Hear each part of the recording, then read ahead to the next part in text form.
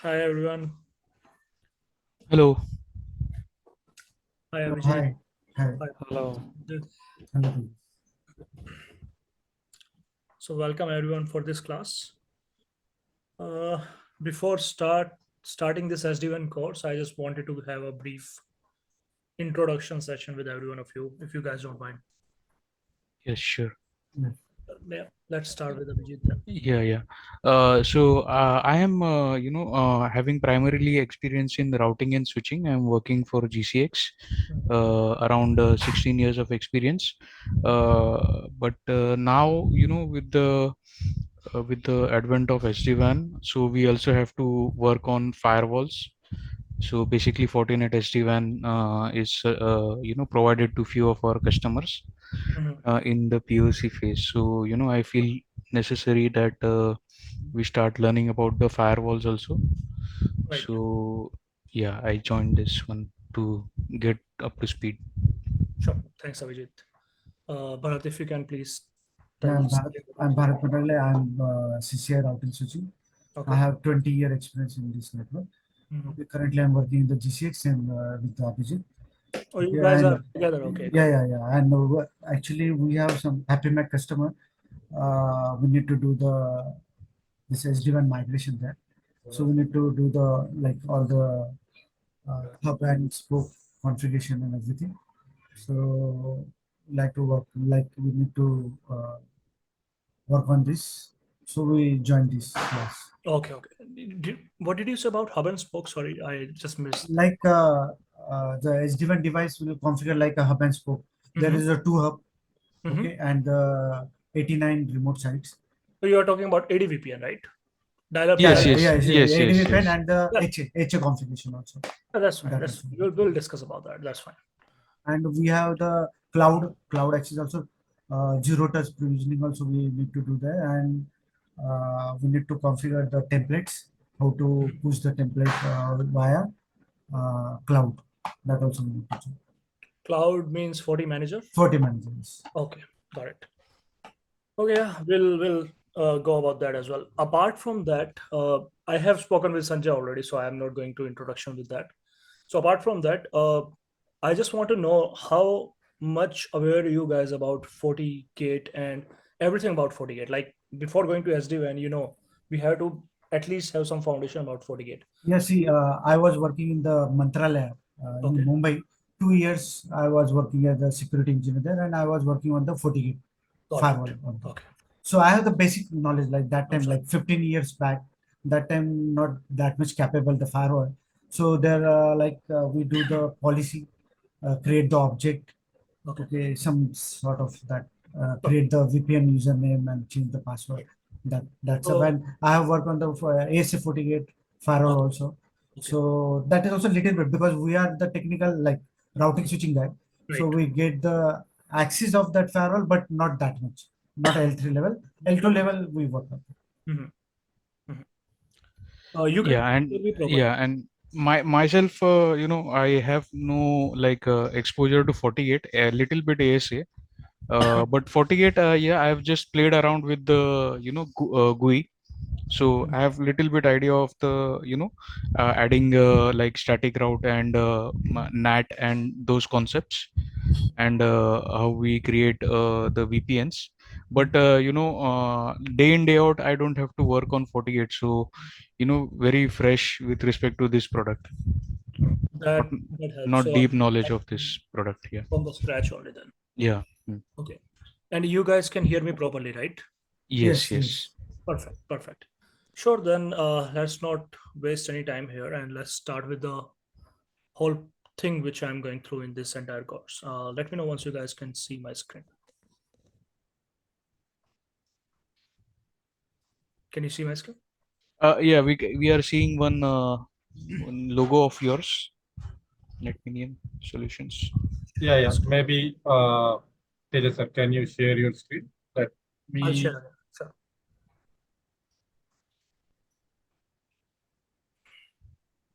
Just give me 1 minute. Let me know. Let me know if you can see now. Yes, now I can see. Yes. Uh, all right. Just a brief what we are going to discuss, and then I'll directly start. Mm. So because it's an SD-WAN course, definitely more focus will be on SD-WAN, right? So we will be discussing everything in layman terms, which will be easily understandable, and everything will be covered. Like what is SD-WAN? Why do we need SD-WAN? Basically, that's an important thing. And policy route, difference between policy route and SD-WAN. Mm. IPsec zone in SD-WAN, we'll discuss about that. And probably because Bharat, you have worked here, you must probably know about performance SLA, different types of SLA and SD-WAN on the FortiGate, and then SD-WAN rules. There are few other things which usually people don't know if they are going through SD-WAN, because I myself working in tech, so I know sometimes I have seen customers coming up with the issue like they are having SD-WAN, but their FortiGuard traffic is not working. Now you'll guys probably ask me what is FortiGuard. So FortiGuard is basically a management server of FortiGate. In case if you are using any UTM, Unified Threat Management, firewall has to go to the FortiGuard to get the category of any kind of UTM. And if firewall FortiGuard conversation is not working properly, all the traffic will be blocked. We'll discuss about everything, how this works, how certificate works here. We'll discuss about that. But I just want to let you know. So in case of SD-WAN, we will discuss about these things as well, like how to configure DNS traffic, how to configure FortiGuard traffic if you are using SD-WAN. Okay. And then how you can see session table in SD-WAN by using the CLI commands. And in that, how you can see which interface is taking care of the traffic. That everything will be done in the labs. So we will be doing theory, and then we'll be adding some labs for that. And then WAN SD-WAN zone, and then like you guys told me, hub and spoke, AD/VPN, BGP, and then some troubleshooting scenarios for that. So these are some labs which I'm going to. Apart from that, there are some additional things I'm going to cover to make sure that you guys at least have some understanding about the firewalls and the FortiGate. Everything on the FortiGate HA, IP pool, VIP. Maybe you know about VIP. Do you know about VIP, Abhijit or Bharat? Any one of you? Virtual IP. Yeah. You know that, right? Okay, perfect.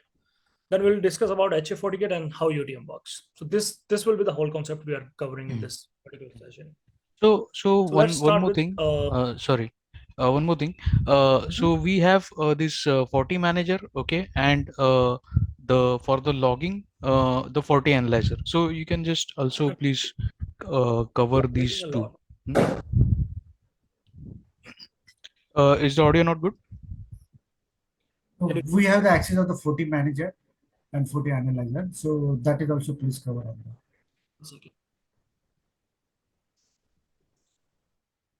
Sorry, can you repeat?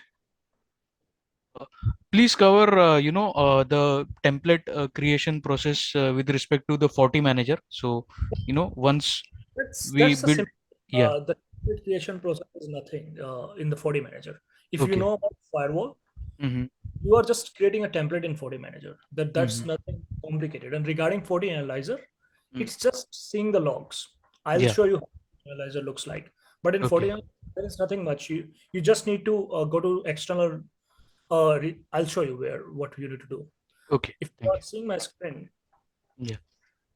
okay. And that VDOM concept. So definitely we'll go through VDOM as Yeah, well. Okay. yeah. So another point is, this kind of SD-WAN solution, it is like co-managed kind of a setup. Usually customer is also requesting that, they will also monitor this. So ADOM and VDOM concept, just please touch upon these You two don't as need a VDOM on FortiGate for that. well. Mm-hmm. Definitely, you need a ADOM for that on Forti Manager. But ADOM will cover. I mean, ADOM is not like for customers. ADOM is like if you want to group multiple devices together on particular domain, then you will use ADOM. But if you Yeah, want to give the customer accessibility, then you just have to create a admin, right? Admin profile. Let us yeah, suppose I want you to have access of this firewall, and I just want Mhm. you to have read-only access. I can Mhm. just simply go here and just go in admins and create an admin and just give whatever permission I want to give, Yeah. right? So it does not have anything to do with VDOM. Okay. VDOM is Okay. totally different concept. Okay. Okay, but I'll cover that as well. Don't worry. Thank you. Thank you. All right. So let's start with a little bit theory, and then I'll move to everything on the FortiGate today, and I'll explain everything. How does everything looks like, and then day by day we'll go deeper into that. Okay. Excuse me. Yep. And we So will get the recording also, right? After this session on our intranet site, we'll get the recording also, right? Is the session is recording? Yes, this session is recorded. Okay. Okay. Yeah, Sanjay, you were saying something. yeah, as I am completely new in this, so I need like if you could able to touch the basics and then start to the abstract. Don't jump directly to this because it's completely new to me, all the terms. Yeah. So yeah, so I request you. Yeah, definitely. This is the motive, Okay, because thank you. even Abhijit was telling me the same thing, that he's also Mhm. in this. So Okay, the purpose of this training is to make sure that we'll complete everything, not only SD-WAN, because SD-WAN is a small concept. Okay. okay, thank you. So, yeah, let's start with this. And whenever you feel like I'm going fast or you are not understanding anything, please stop me in between.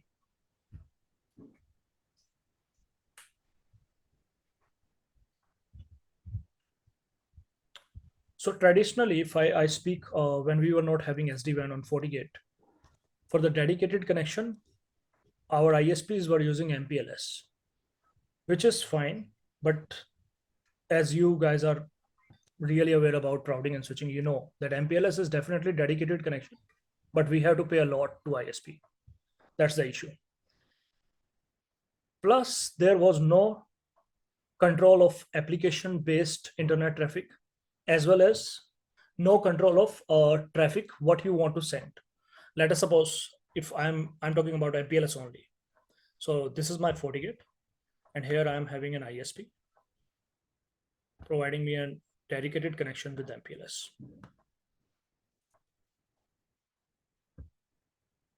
And this is our FortiGate.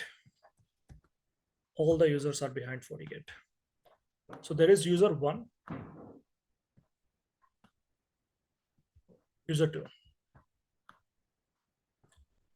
MPLS connection is providing high speed. We are paying a lot. User 2 is working user 2 is working on the company's required traffic only, whatever the traffic it is. And definitely it is worth for us. And traffic is going from here. Fine. But user 1 probably using Netflix whole day, watching YouTube, and just making congestion in our traffic. And because we were only having one dedicated connection, we cannot control anything here. Maybe access list can work, but not like on bigger ISP and when we are using MPLS with bigger ISP. This was the first disadvantage, cost effectiveness. Second, control of your traffic.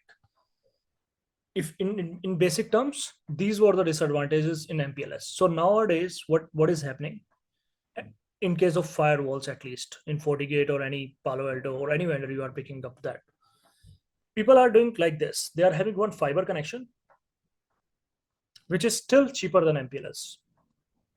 And they are having one broadband connection, which is definitely way more cheaper. Okay.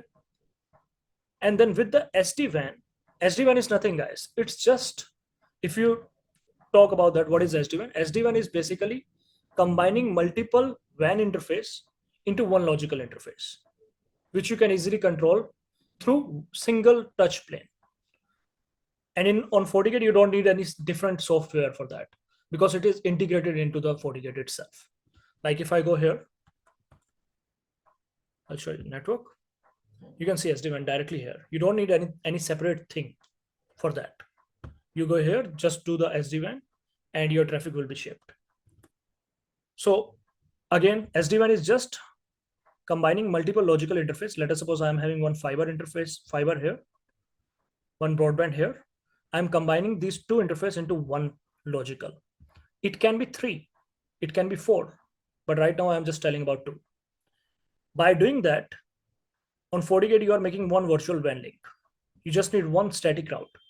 And on that particular, all the links, what you can do, you can use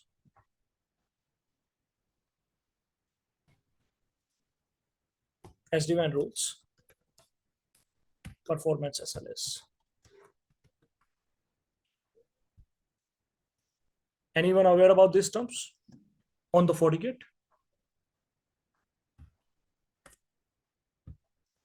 Yes, no, maybe. No, I'm not. What about Bharat, you?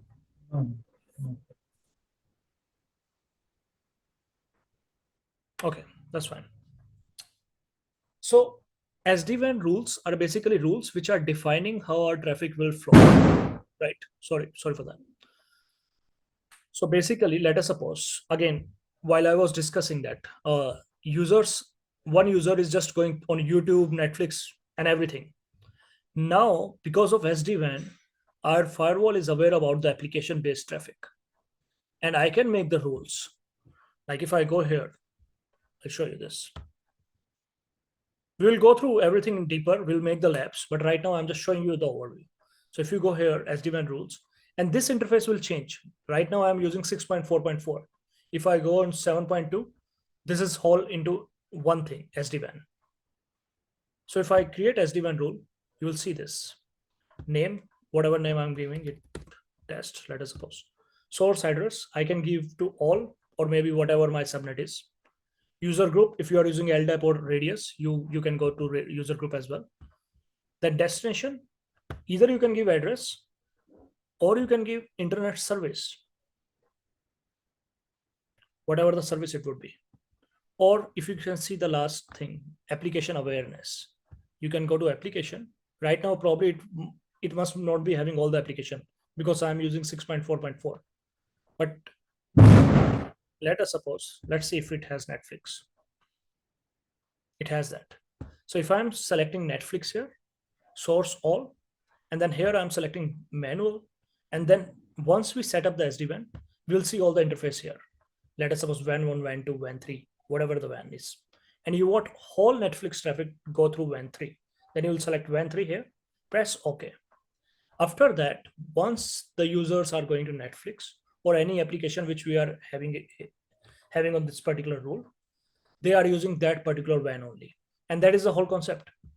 If you see here, we were talking about broadband, which is cheaper. And if people are using YouTube, we don't want them to go through fiber.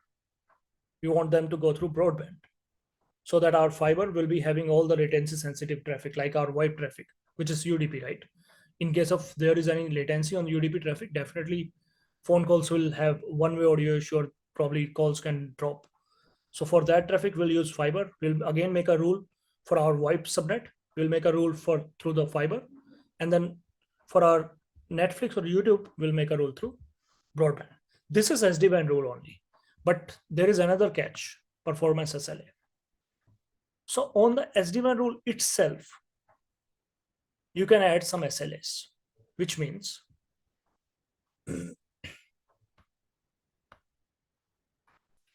let us suppose I have WAN 1, 1 gig, WAN 2, 100 MB, WAN 3, 10 MB.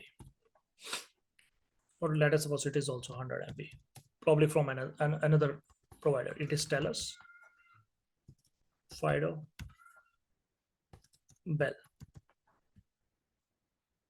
And for certain kind of traffic for VoIP, I'm selecting all three of them in the SD-WAN rule. With that, selecting all three of them, what I'm doing, I'm adding one performance SLA as well. So if you see here, I'm going to SD-WAN rule again. There is a manual rule. Manual rule basically means whatever interface you're selecting on the top, that will take precedence, and whatever you are having on the bottom, that will be second one or third one according to the priority. And till the time the first interface is up, second and third will not take care of the traffic. That is the manual rule. But this is not a good concept for SD-WAN. So rather than that, what we can do, we can go to the best quality. As soon as we do best quality, you can see the difference. On the manual, there was no measured SLA, But as soon as I'm going to best quality, you'll see this. There is a measured SLA thing. Are you guys following me still here? Yes. Yes. Okay, perfect. What does measured SLA means? This is whole performance SLA basically. So if you see right now, it has some default SLA, but as per our ISP speed, whatever we are paying, we know that, let us suppose I am having one ISP, and for that ISP, 5% packet loss is expected. Then what I am going to do, I am going to performance SLA, and I am going to make my own SLA, custom SLA. Let us suppose I am giving it name test for now. And the server, we are having 3 options here, but if you go in CLI, you are having probably more than 3 option here. So thing is simple.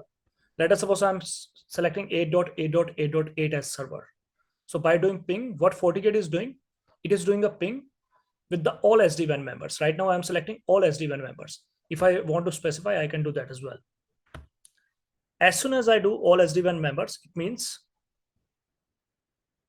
I am having three WAN. I made a logical interface.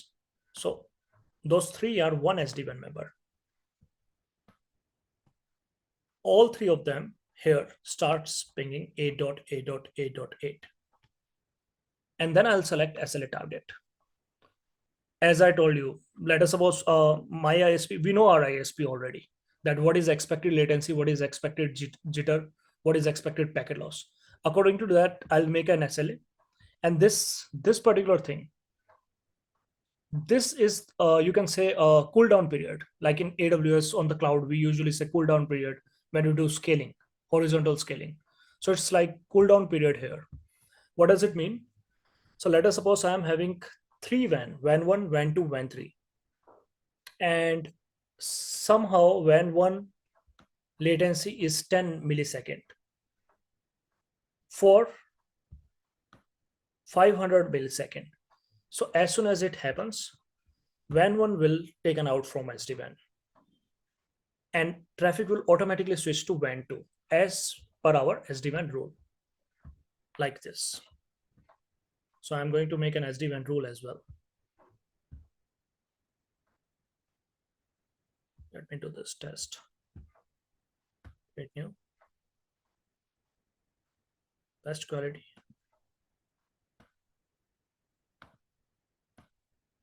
And test is here, right? So as soon as I select test, I have all the interface here. And let us suppose WAN 1 does not meet the configured latency, right, for 500 millisecond. So it will be taken out from the routing table. If we are enabling one option here, this option, this is very important. If you enable this option, automatically that particular interface will be taken out from the routing table. Till what time? If for 5 times that particular interface for every 500 millisecond is not up. If it is not up, it will still be taken out from the routing table. But yeah, if for 5 times, you can increase or decrease that particular thing. We are able to ping that, then that particular interface will again come into routing table and again come into our SD-WAN rule. So basic concept is SD-WAN rule is basically a rule by which we are controlling the traffic. But if we want more control on that particular traffic and we want to use the SLA, then definitely we have to use the performance SLA. For that, you have to either go on best quality or on lowest cost.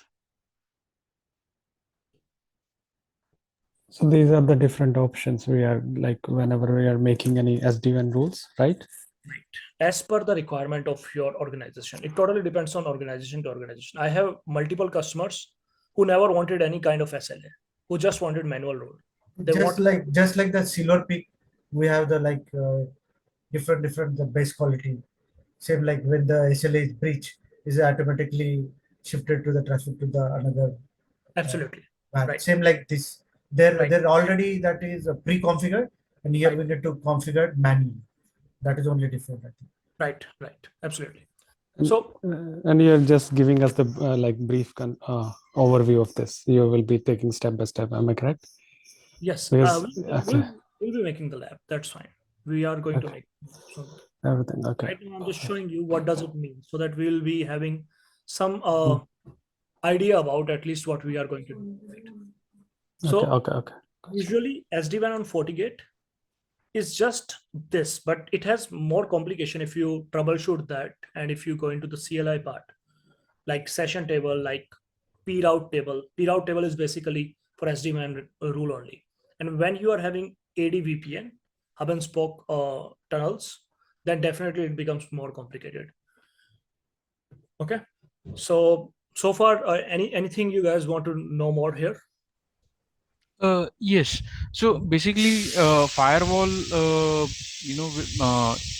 firewall being it's maintains some sort of a state table, right? So basically, when I access one application out one interface, so the traffic if comes in via different interface, so then that traffic is not allowed or it gets dropped.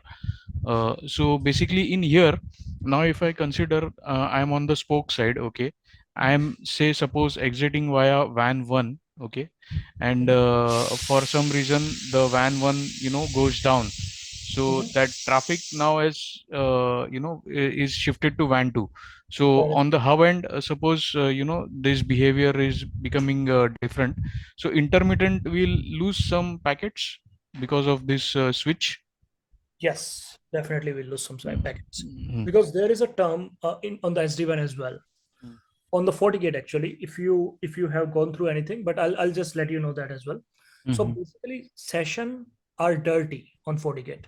Mhm. As soon as there is any routing change on the FortiGate, Mhm. automatically, if you see the session table with the command DICE, right now I don't have any traffic, so you will not see any session.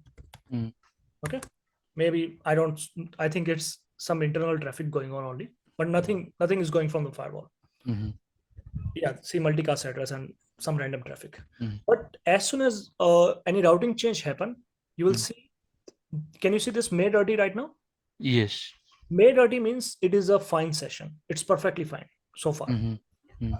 But for some session, if I'm changing the routing suddenly, Mm. right now, if you see this particular session table, Mm. proto basically showing protocol. So Mm. for one, if proto 1, it means ICMP. Proto 2, it means multicast. Proto Mhm. 3, it means TCP. Mm. Proto 17 means UDP. So proto Mm. is telling you that. And Mm. then definitely there are multiple states. In multicast ICMP, you don't have any state, but in Mm. TCP, you do have state, right? Active open, passive open, these kind of Mhm. state.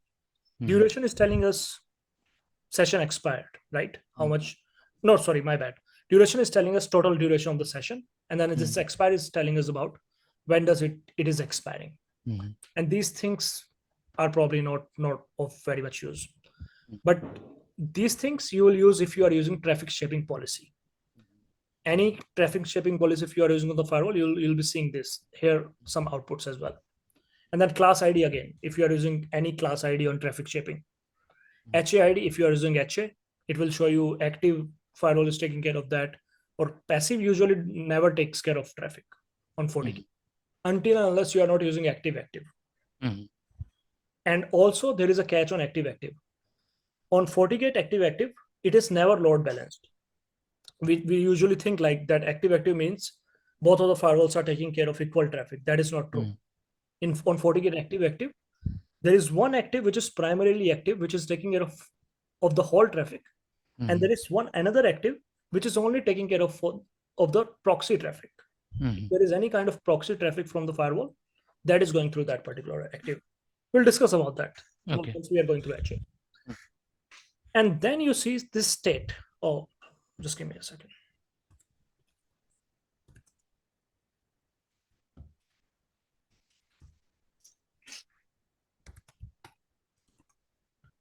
Okay, then you see this state. Let's go to yeah. So if you see, this is a local traffic. We'll discuss about that as well. But made dirty means this session is fine so far. Mhm. As soon as it will become dirty, you will lose some Mm. packets, Okay. according to your question, Mhm. because firewall is still clearing that session and Mhm. going to a new session. So Mhm. whatever session is becoming dirty, it means it is dropped from the firewall. And session drop basically means your couple of packets will be dropped. which is Okay. going through that session. Okay. Okay. Yeah. All right. Any other question for me? Yeah. No. Thank you. No worries. So just introduction about firewall. If I'll talk about that, this should be the introduction. I have slight good theoretical part here, which you guys can go through that. I'll just provide you that. And definitely you guys know about that. So I'm not going through that because this is pretty basic things. And yeah, this is also quite estimate rules. I'll not go through that because once we make the lab, we'll get to know about that. So before going through that, I just want to go through some basic terms. Like you use the term stateful, and you mix two things there. Basically, you mix two things: stateful and reverse path check fail. Like you are saying me this thing. Probably this will make you more understand.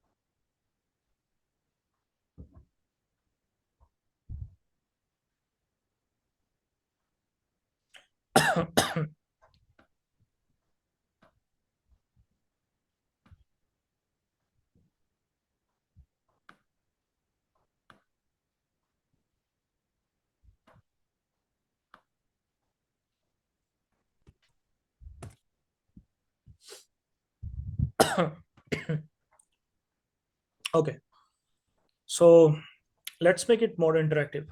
So let us suppose on PC, I'm opening my browser and typing facebook.com. So what my computer is doing here? What are the different things?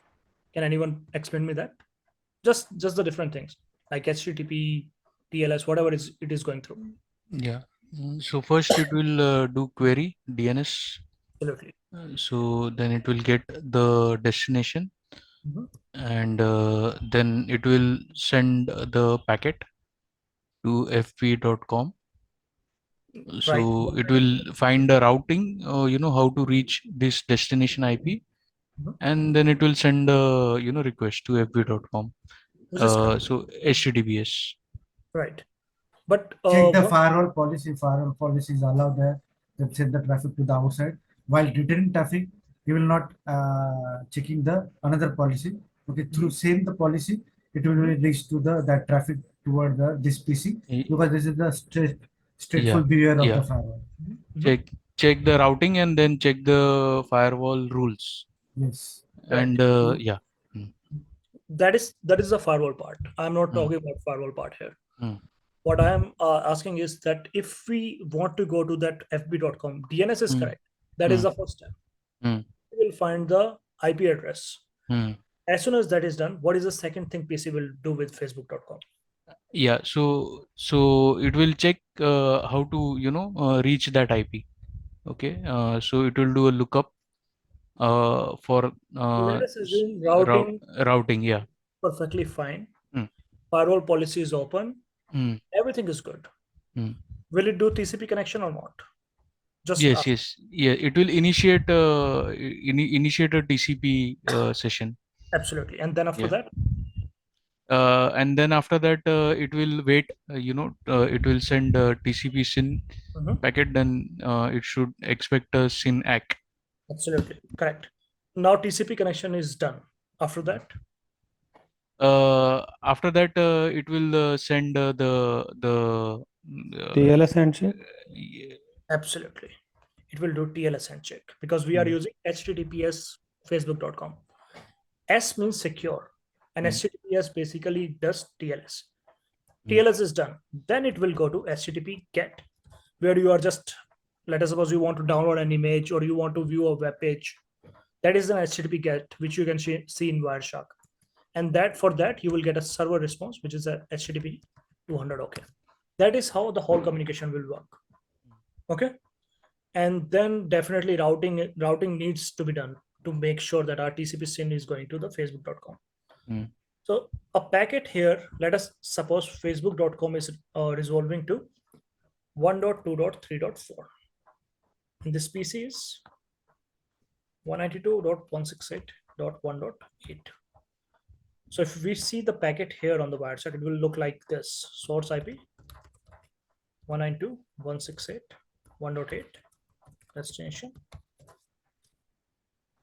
1, 2, 3, 4, source port, any random port, because client never use a well-defined, well-known port. So let us suppose I'm using 6500 destination port. If we are using HTTPS, it will be right. And then ARP and everything that will be inside that, that's fine. That's a packet we'll be seeing on the host. It will be reaching to the firewall as well. So it reached, let us suppose, here.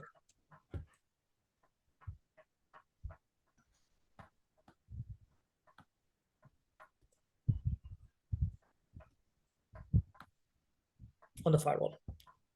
This is our port 1, and this is WAN 1.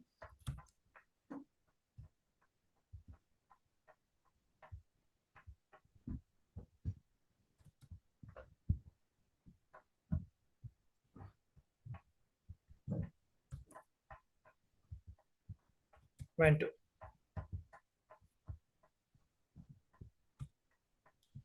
Okay.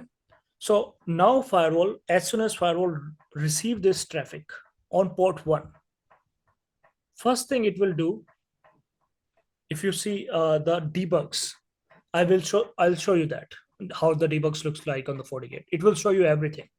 Firewall will find a policy. Once firewall get the policy, it will find a route. Once firewall has a route, it will allow the traffic. So let us suppose we have everything. We have a policy, port 1 to WAN 1, port 1 to WAN 2, and we are allowing all and all. Okay. As soon as we are doing that, now how the traffic is flowing. So let us suppose we are using ECMP. ECMP basically means equal cost multipath. What does it mean? If you are making two default route, one through WAN 1 and one through WAN 2, I'll show you here.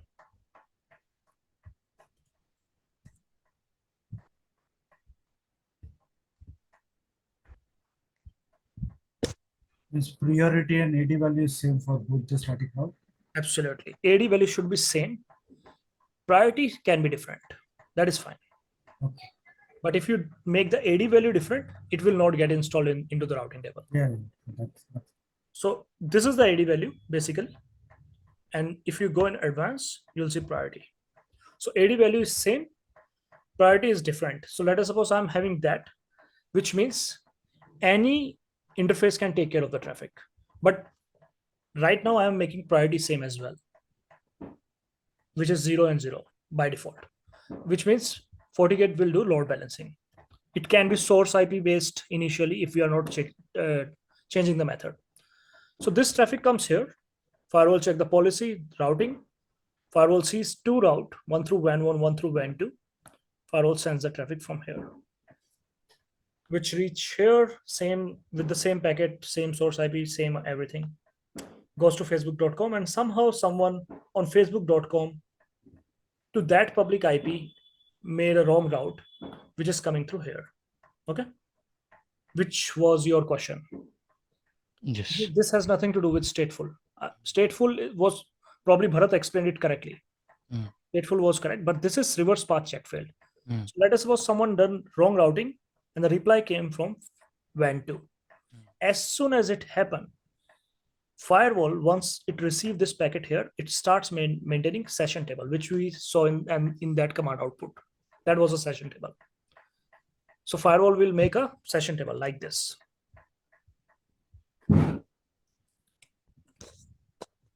If you see here, let's start from here. This is your source IP, this one. This is your source port. Okay.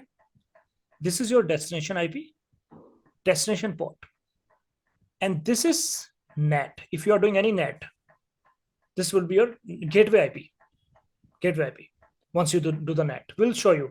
Right now, I don't have any traffic. I am not making a lab today. So just telling you how it looks like. So if you see this here, this is exactly the same thing we are discussing here. Source IP, source port, destination IP, destination port. The same thing is here. And firewall is giving a session table here. If you see there will be a number for that as well. This is policy ID. What policy it is going through, we'll see that. And there should be a session number as well, somewhere here.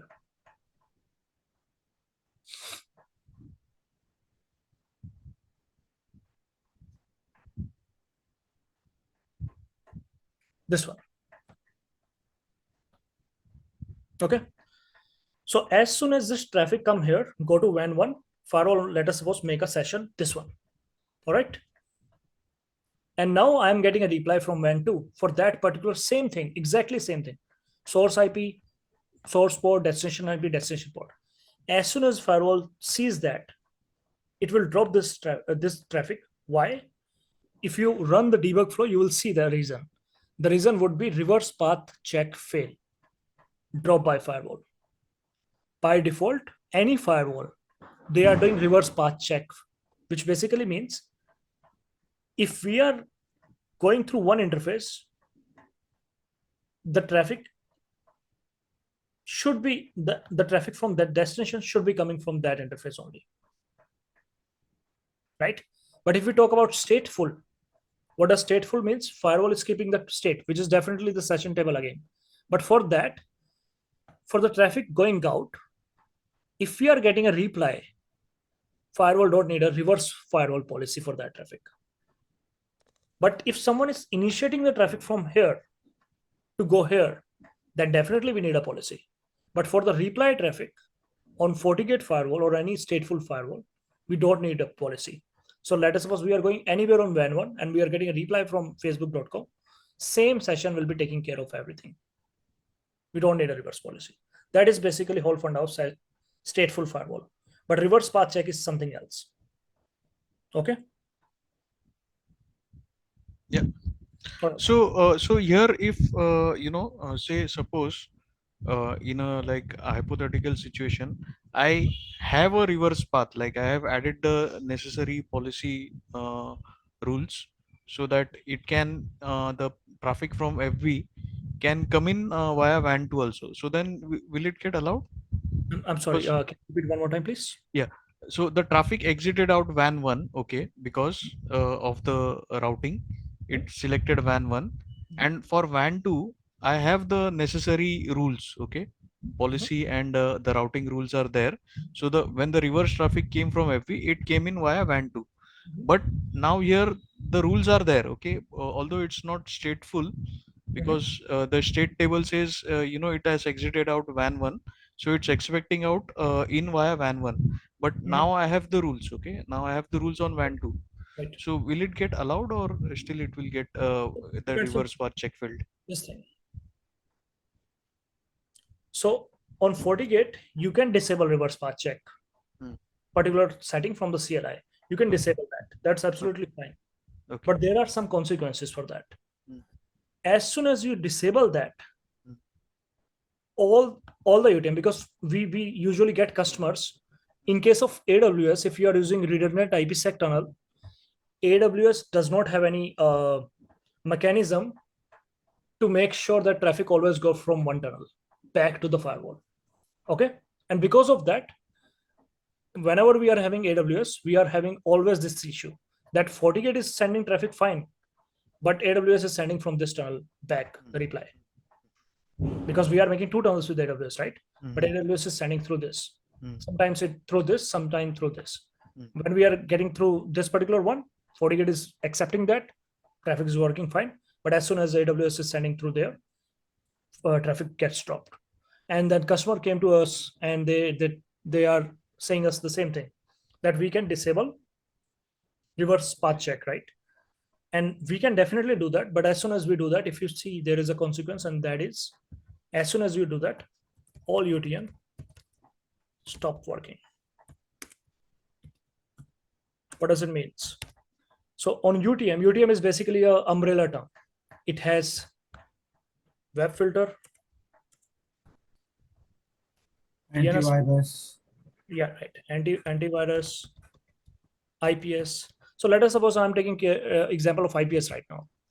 IPS is basically firewall is just when the traffic is leaving the firewall and you are having on the policy you are having IPS. Firewall is just matching the signatures. It's just the signature, right? Nothing else.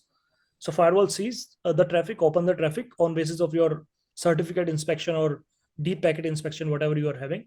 Firewall will open the header or payload, whatever we are doing there, sees the traffic and find out any match signature known in the whole world right now for the IPS. If there is anything, it will know that it should not accept the reply for that. Okay. Okay. All right. Now let us suppose we disable the reverse path check. So while sending out the traffic, firewall send the traffic out from here, and it matched some signature, and it's saying that okay, this has some issue. I will not accept the reply for this session number. Okay, is that fine till here? Yes. But now the reply is coming from any other interface, and we don't have a session for that, but we are allowing that. So how the firewall will keep track of that particular thing? It lost the track, and because of that, your IPS signature will not match properly, and your firewall is vulnerable. Okay. Okay. So for that, usually what we do with AWS, we usually make BGP and we control the traffic through AS path prepared on the FortiGate itself, not on the AWS, because on AWS we cannot do that. By doing that, we will always making sure that one AS path will be longer, one will be shorter, and all the time, one tunnel will be replying to FortiGate. Okay. Okay. Any doubts still here? No, for this, the other stuff was there, like Mantra Lab, what we was doing there. The one Reliance link was there, and other one is the VSNL. So we have the two public pool there. So inside we have the server IP, right? So we create the two object, like two public IP. Suppose the single server, we match that particular server with the two IP. Like one is the VSNL IP address, other one is the Reliance. This is the Reliance public IP address. So whatever the traffic is coming via outside, while coming the primary circuit or the secondary circuit, it will coming to that. There is the two public IP belongs to the one single host. So in that way, that is traffic will come both the way. Like there is no any problem at all. Actually, I did not get the question properly, honestly. No. So what happened here? Here the inside traffic going outside, right? And is coming via the secondary link. That time it is blocking here, right? But if okay, yeah, this is blocking here on the secondary link. But if you have the here server, okay, and Which this server have the two public IP, okay, which is belongs to these two provider, and suppose outside traffic is trying to access this particular server from the outside, okay, or this particular server trying to access some outside resources, that time he using the public IP address, both the public IP address, that time both the link he can be able to use this. the server is here, right? Yeah, server is able to You are use both the link. asking about this public IP, right? Yeah, both the public IP, like the That's fine. Yeah. primary Okay. and the I got it. So basically, both the carriers have provided a public LAN pool, and the public LAN IP is configured on the server. So server has two public LAN IPs, Right? one Yeah. from VSNL and one from maybe So Reliance. basically in the firewall we create the two object, okay, It should be. and that object we have integrated with this private IP address. So path remains symmetric. Okay. Symmetric, yes. I got you. What you are saying is this, basically. So you are talking about virtual IP right now, right? Basically, this server is hosted on a private IP, but Yes. public IP is there. And as soon as someone is coming on public IP, it's going to the server, right? This is what Yeah. you're. So if we access via the secondary one also, is coming via the secondary link It through should be this fine. server. It should be fine. If you are having secondary same server, Same server with the another IP. yeah, you can do that. You can do that. Just the client has to, you need to provide two IP to the client. It is client wish what IP he or she want to use, right? So what happened when this server trying to access the F3, okay, with the suppose the primary this public IP address and traffic coming via this secondary public IP address, which is belongs to the same server. It will be happen like it will be able to access, or same like which you told, this will be blocked traffic here. What exactly happened? These are two different things. Right now, your question is if someone on the server is trying to go to the internet, right? Hmm. Okay. This is totally different traffic if you understand. So for anyone coming to the server, this is a new session. Traffic is coming on WAN 1, let us suppose WAN 2, going to Hmm. LAN. But if someone is going from here to anywhere else on the internet and getting a reply, this is completely different session. It has nothing to do with this one, right? So this is not a reply session. This is totally separate thing. Request coming from here, reply going from here. And this is a different firewall policy. Request going from here, replying coming from here. Now here, because the request is usually anything, like let us suppose it is going to facebook.com, or this from this server you are going to anywhere on the internet. Hmm. That particular thing will reply to the source IP, whatever IP from it is coming, which will be our net IP of WAN 1 if we are going through here to here, right? Let me make it Yes. down. Yes. Make it simpler. Yeah, okay, I got So the basically, you mean to say if Mhm. it try to means suppose that link having the issue, the packet should be dropped, right? Definitely, if the link is having the issue, packet would be dropped, one or two packets, and automatically on basis of if you are having SD-WAN, automatically traffic will be shifted to another ISP, and that traffic drop basically means session drop. And I already told you what does session drop. As soon as routing change happen, firewall will make that session dirty, and any packet which is going through that particular session will be dropped, and a new session will be made through another interface. Okay. Okay. That is clear. All right. Any other question, guys? no, this is clear. Thank you. No worries. Sanjay, any question from your side? No, I'm good. And Thank you. second thing, if you have the HA configured here, okay, suppose this firewall is Mhm. down. So there also that time also we get the like the same thing. HA has nothing to do with this. Why? Because I already told you one thing. Let us suppose we are having HA, okay? Just take this example. This is the heartbeat interface, okay? And then there is a switch, layer 2 switch. And behind that, we are having host.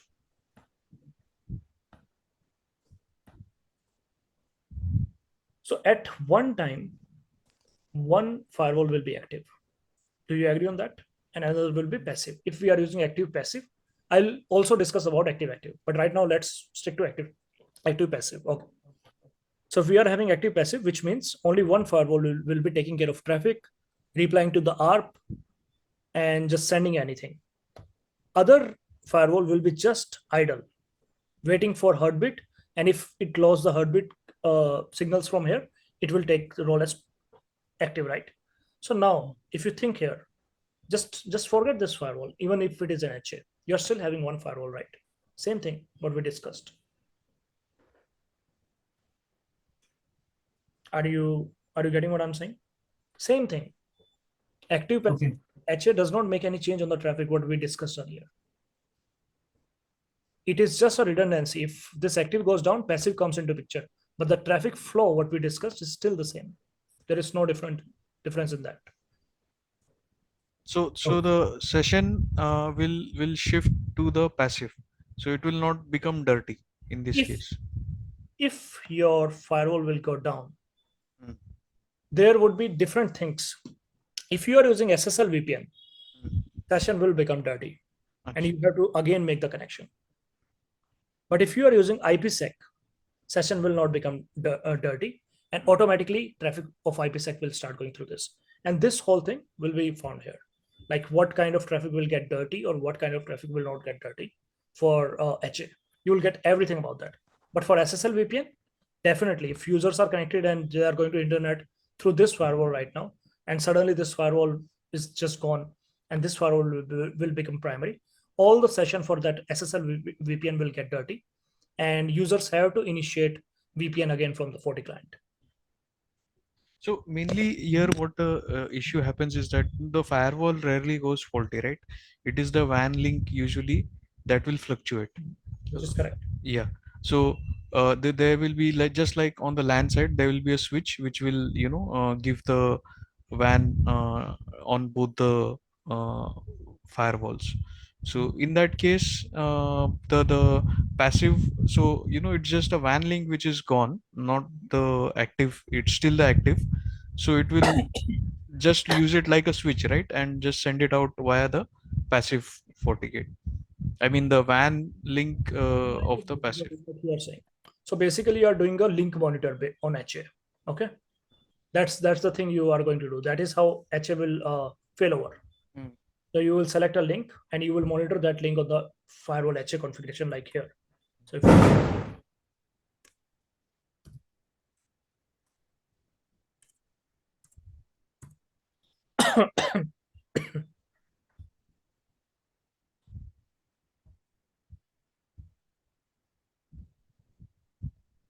so if you see there should be link monitor somewhere. This monitor interface. Can you see this? If I am selecting WAN 1 here, and you are saying if WAN 1 goes down, firewall will fail over to the secondary, right? Hmm. And then you are asking that will session go dirty or not? Is No, that no. I mean, okay. My question was that, so suppose, there is a switch outside the WAN, on the WAN.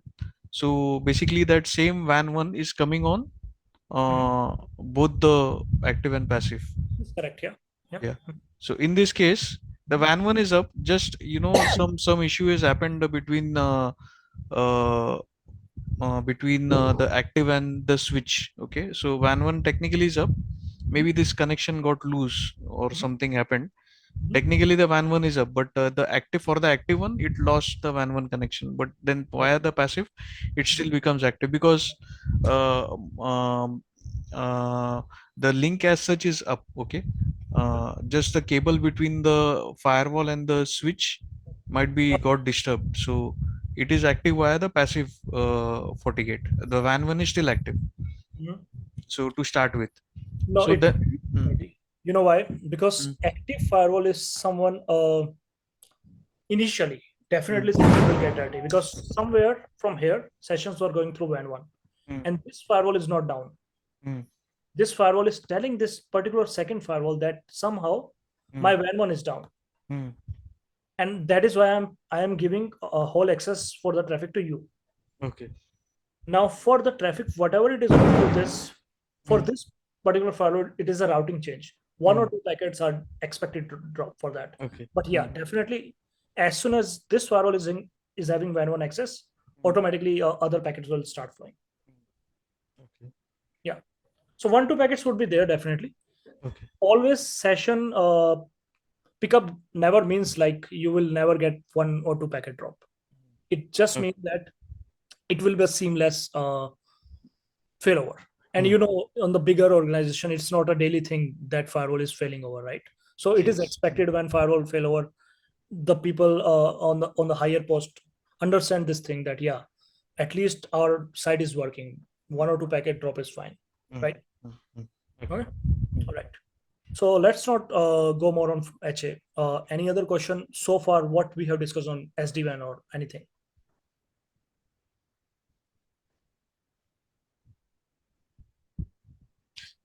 Just we can have multiple. So basically, MPLS and internet, we can have them in one SD-WAN. Yes, you can Okay. definitely, but it totally depends on like the budget of organization, right? If they are having high budget, they can yes definitely use MPLS as well. So But usually they will opt for internet plus internet. Mm. yeah, that was my question. So like, why do you think we need MPLS here? No, no. In fact, yeah, it's a like transient solution. For Mhm. some time, they might use MPLS if the internet is not available. But for in case of our customer, they are opting like for MPLS plus, sorry, internet plus internet. And one internet is MPLS, right? No, no, sorry, internet plus internet. No MPLS. Yeah, yeah, that's what I Mm. was Yeah. suggesting, right? Yeah, correct. Yeah, that should be fine. Mm. So yeah, if we are not having any other doubt, then I'll just go through the 48 GUI so that you will be having basic understanding of that. Everything on Yes. Yeah. and just let me know if you have any doubt. So first thing is dashboard, where I am right now. And this is important, definitely important, for your host name, serial number, to check whatever firmware you are using, right? And then mode, there are two modes, NAT and transparent. NAT mode means basically firewall is acting as a router as well. But if you change this mode to transparent, because there are some customer who need small FortiGate just for switching part, but on the switching they want to use UTM. So there is a transparent mode on which firewall will just act as a switch, but provide the capability of the firewall. Okay. So this is the difference between NAT and transparent mode. And the system time will comes into picture once you are troubleshooting the firewall. You will get to know that since when the firewall is up and what happened to the firewall. This uptime is also telling you that. WAN IP, any primary, even if you are having two WAN, but whatever is the primary WAN right now will be coming up here on the WAN IP. And this license part, if you are having any UTM license, we will be doing a lab on that. I'm having the license, but right now I'm not using it. And this particular thing is really, really important if you are working on FortiGate, any one of you. There would be times when you will be getting, if you are the network admin, you will be getting issue regarding that all the user, whoever is using any website, they are getting a Fortinet block page. And then suddenly, if you are the admin, people will come to you and ask you why everything is blocked. And as I told you, FortiGate, to get the category of any UTM, antivirus signature, IPS signature, your website category, or a DNS category, it has to contact FortiGuard servers. And if it lose the contact to FortiGuard servers, everything will be blocked. Okay, we'll discuss more about that, how the FortiGuard server work, and how SD-WAN and FortiGuard will sync with each other. And then simple license, RAM, and multiple things, how much CPU your firewall is using, what is the current memory usage. You can go to 24 hours and see, is it expected or not. See, my memory was 0%, suddenly it goes to 60%, and I don't have any much session, right? I just have 6 session, which is nothing, right? So this is not a good behavior. So these things you can see from here. You can add more things if you want.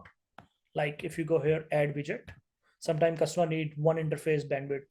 So you are having multiple option here, whatever option you want to add, and you can add. Like let us suppose I want to add HA status, right? I'll add this. And then right now it's standalone. You will see everything here. So this is basically a dashboard status bar. On the security, if you are having the license, you will be seeing any kind of threat firewall is having. Automatically firewall will do the scans and provide you a report here. But for that, you have to buy a license. There is network part. Remember, there is a network part here, also network part here. These two are different things. So on the dashboard and network, you will see routing, what routing you have configured. Let us suppose I'm having BGP and static. So you can go here, right? And you will see everything here, like static, connected, whatever routes are here. And then there are policy routes as well. Right now it's on static and dynamic. You can go to policy route. And then if you are having policy route, you will see those here as well. We'll discuss about that. What is policy route? Don't worry. And then user and devices. Here you will see any user who are connected to the firewall, like anyone who is connected through SSL VPN, FSSO, you will see that. On the FortiClient, you will see VPN clients. Source, basically, this is also important if you are troubleshooting anything. So let us suppose if you want to drill down what sources are using more bandwidth and what session they are using and where are they going, then you can go to this particular thing, double click on the source. Firewall will drill down all the details about that source, what destination the source is going on, how much bandwidth, in and out bandwidth, that particular source is using. Same go with destination, application, all these things are same. And then again, you can add more things here if you want. All right, same thing here. So dashboard is pretty much this much. Then we come on security fabric. This is important because we were talking about 40 analyzer, right? So if you go on security fabric, external connectors, probably in fabric, on the fabric connectors, maybe. Yeah, fabric connector. So like for 40 analyzer, you guys were having doubt, right? So 40 analyzer is nothing. You just need to have a 40 analyzer, enable here, provide the IP, authorize that this firewall on the 40 analyzer. As soon as you do that, all the logs of this firewall will be going to 40 analyzer. And why do we need that? Because 40 analyzer can store logs for a month, more than month. It has more memory. And firewall, it definitely can store logs, but not more than 30 days. And also, if you are having lots of logs on firewall, it will clog the memory. And as soon as memory of firewall will go up, firewall will start dropping the session and it will go in conserve mode, right? So that is why we need 40 analyzer. You can use syslog and cloud logging, and then 40 manager. You already know about that, some overview. And in the external connector part, if you are having any kind of cloud SDN, right? SDN is software defined network. Like if I'm using Azure, AWS, basically what I'm doing, I'm making a connection with AWS. By doing that, all the objects I'm having in the AWS will be imported into this firewall. You don't have to import one by one. So basically, sorry, I'm not out. When we are doing the connectivity with the AWS, we are basically doing the BGP pairing with them. So that BGP pairing doing via this connector through this. No. BGP pairing is totally different thing. By doing that, you are just making an API call. So what exactly does this external connector? When I'm clicking, suppose AWS, what exactly that happens? So there are two different things, right? Let us suppose this is our firewall, okay? So on the firewall, usually you have to define objects, subnets. So, and now you are having a cloud provider where you are already having your subnets defined. Thousands of subnet, right? Yes. You are having two options. Either you manually define everything here, same as your cloud provider, to use in policy, to use anywhere wherever you want to use it. Or what you can do, you can just import directly from here. Okay. Okay. To import any object from AWS or Azure or whatever cloud provider it is, we have to use a SDN connector. Once we do the SDN connector, we will provide some details. And by using that details, FortiGate is making API call on your AWS account. And by doing that, it is just, you can say, logging into your AWS account, right? And doing that API call, and whatever we are requesting here, it is fetching that data and getting up here. So by doing this, we are basically getting all the 1,000 objects here. Okay. Basically, this stuff is doing like authentication. You need to Absolutely, you're using right. username, password, and whatever we have codes that we need to insert If them. you click on Microsoft Azure, can you see this? Directory ID, application ID, client secret. Okay. These are all the things you are having on your Azure. Yeah. As soon as you are defining this, firewall is making a call on that. No BGP peering, nothing. Directly connected with this firewall to the internet. Okay, got it. So these are your SDN, private SDN, and then this is FSSO. Anyone from you aware about FSSO? No. Okay, that's fine. FSSO is basically legacy technology in FortiGate. Even now, people use that.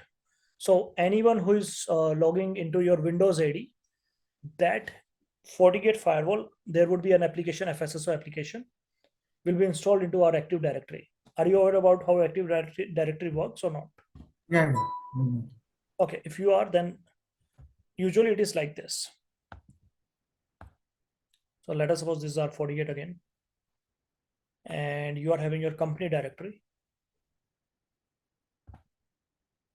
and then we will be installing an application here provided by the Fortinet.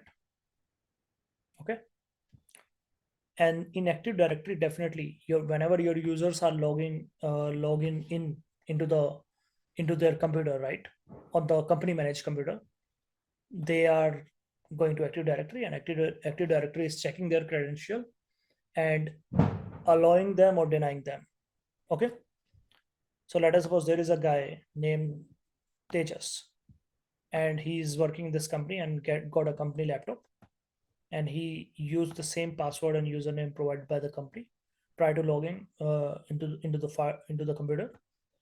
Request goes to AD. AD will log this request with a log ID. Let us suppose it is 28917. Okay. Now this connector installed from the Fortinet is reading those IDs. Okay. And doing that, after reading those, it is providing the information to the firewall. And with this ID, it is getting the information, everything about this particular user, like what is the username, what is the host name, which means computer name, and what group it belongs to in the ID. Let us suppose this user belongs to manager group. So FortiGate is getting everything, like Tejas belongs to manager group. Okay. And now we are making a policy here for internet, LAN to WAN.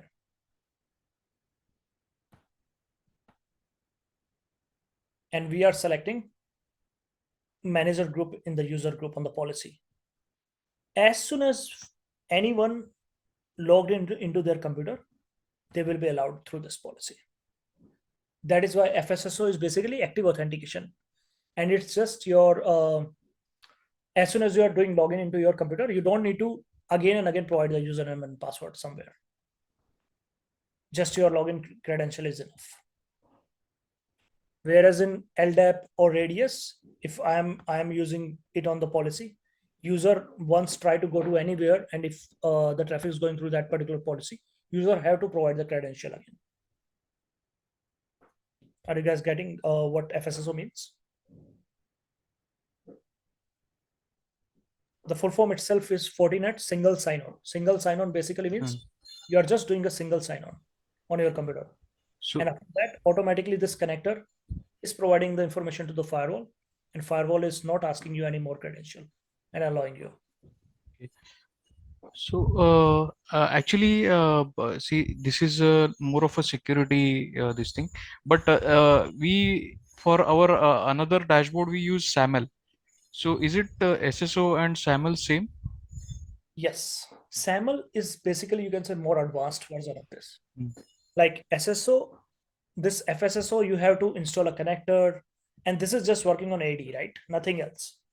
But SAML, it is working on all the application in the world right now. So by doing SAML, what we are doing, let us suppose I'm having an Azure account, Active Directory. Okay. So anyone who is not aware about that, I'm just going through the basics. Let me know if you have any doubt, just let me know. So Azure, I'm having Azure account. Okay. So nowadays, what we are doing, any user who is connected to your on-prem AD through the AD connector, they can be going to Azure. And all the users who are in your physical AD will be in Azure as well. So usually in initial days, what we were doing on firewall, let us suppose we were using SSL VPN. Then we were creating LDAP user group here, Radius user group on the firewall, or probably manually making some users on the firewall, and then making the policy for those users, blah, blah, blah, something like that. But as soon as we are having SAML, we don't have to make anything on the firewall. We will just do a SAML request, and firewall will do a SAML request here. And this particular thing will give us a response. This is known as SP in SAML, service provider, and this will be known as client. So service provider will be giving us some assertion. Assertion basically means the user from which group it belongs to, and everything about that. And by looking into that, firewall will allow or deny the traffic. So again, for the SAML part, again, user does not have to provide any username and password. They just have to click on SAML button. As soon as they click there, they will go to their company portal. They will redirect to the company portal. And on the company portal, they just have to provide credential once. Once they provide that, any application which is using SAML will be accessible. Got it. Is it making some sense? This one where we need to configure in our FortiGate file. SAML? Yeah. Just give me a second.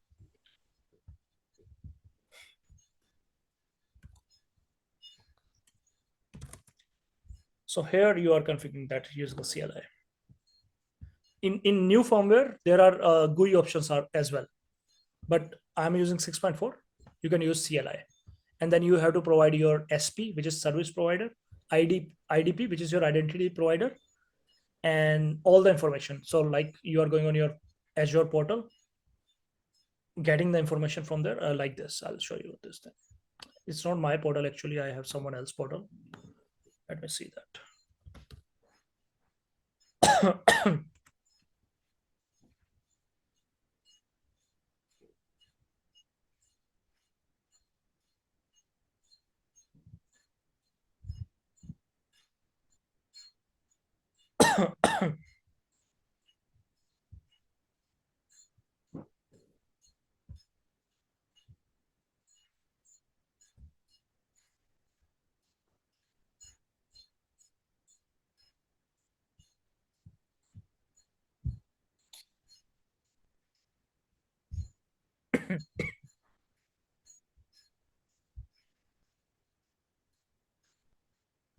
You have to enter the email ID.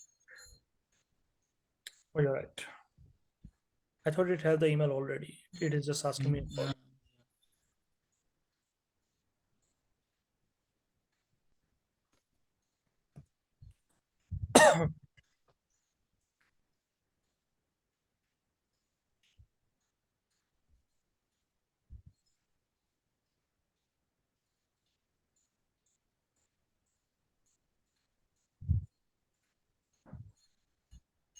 Just give me 1 minute.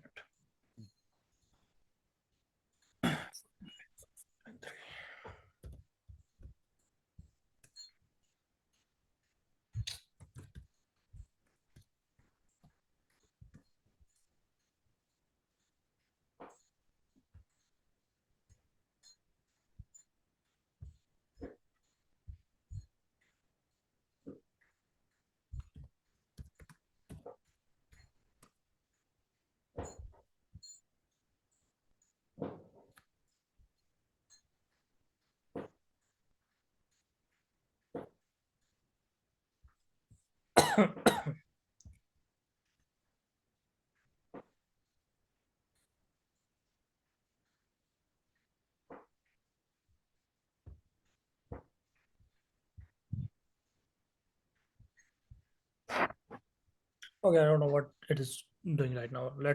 We'll discuss about SAML if you need that. It totally depends on time, guys. It's a 15-hour course, right? If we get some time, Okay. we'll definitely discuss that. So before that, let's go here again. So FSSO, we already discussed that. Then Active Directory polling. This is also a part of FSSO. So on FSSO agent on Windows AD, basically you are installing an agent, but there are sometimes customer who don't want any agent installed on their AD, right? For that, we are using polling. In polling mode, FortiGate directly poll the user logon events. But on the agent mode, if you see on the agent mode, there was an agent or AD which was polling the user logon events and then providing to the FortiGate. But on the polling mode, FortiGate is directly doing that.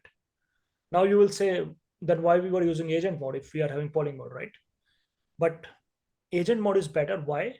Because in polling mode, FortiGate resources are used a lot, and there were numerous instances when, because of this polling mode, FortiGate memory goes high, and FortiGate was not able to get all the logon events. And whoever logon event FortiGate is not able to get, they were not able to go to internet. So that's why this particular mode is always recommended to the user. Okay. And then this radius single sign-on agent, this we will use usually in the APs when we use that. And then Exchange server for your Microsoft 365 Office, right? Threat feeds are basically nothing. These are some IPs which are configured on your particular website, like some bad IPs, right? Maybe some organization have their own list of IPs, so they don't want to one by one configure, make a address group for that. So rather than doing that, what they will usually do, they can just keep a domain name of that particular website where those all IP list is hosted, and FortiGate will go on that particular list and fetch those IPs, and you can use that threat feed list on a policy and block the traffic for those IPs. Okay. Any doubt till here? No. All right.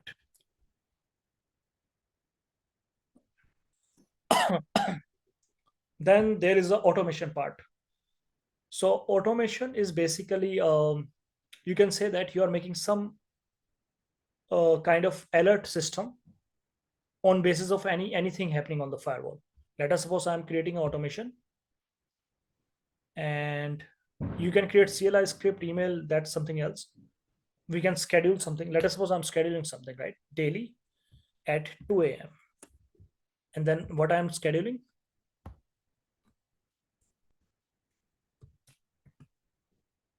so somehow my this particular version, let us suppose this version is compromised with high memory bug, and that bug is causing because of IPS. So usually what we do, till the time we don't have any new firmware which resolve that bug, what we do, we will tell the customer that on every day at 2 a.m. you can run a script, right, which is diag IPS monitor 99, something like that. Diaxis IPS monitor 99.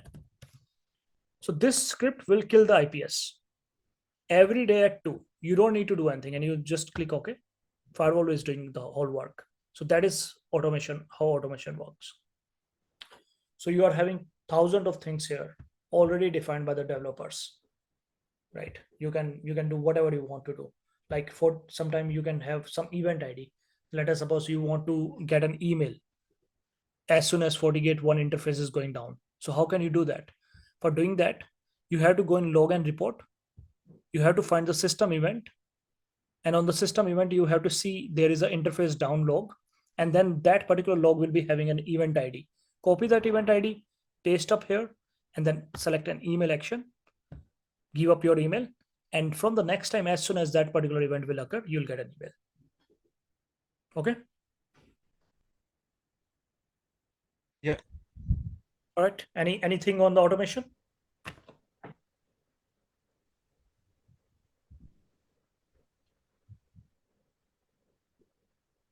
Okay, I'll take this as no then. And this security rating, you have to get a license. It will just give a overall posture rating of the firewall. And then this physical topology is just telling you how your firewall is connected to different switch AP, if you are having any. And then logical will be a logical version of that particular thing only. So this is dashboard and security fabric done. Okay. Then you can go to network. This will complete all important parts of our training. Before that, there is an important thing I want to tell you, feature visibility. So sometime there would be some feature, like right now you're seeing BGP, right? But on some firewall, you won't be, you are not seeing BGP because someone has not enabled this particular function. If I disable this from here, and then if you go here, you don't see BGP or SPF. Okay. So you have to come to system, feature visibility, enable that option. As soon as you do that, on the GUI, you will be able to see BGP, RIP, OSPF. So if we are not using some features, so if we uncheck them, so it won't be available for firewall, or just it won't be visible. It won't be visible. Firewall is still having those features from the CLI, but Okay. maybe you don't want to use CLI, right? You want to use Okay. UI. For that, you have to always enable that feature visibility. Okay, so it just won't be visible on the GUI then. Right, just for GUI, but the functionality would be still there.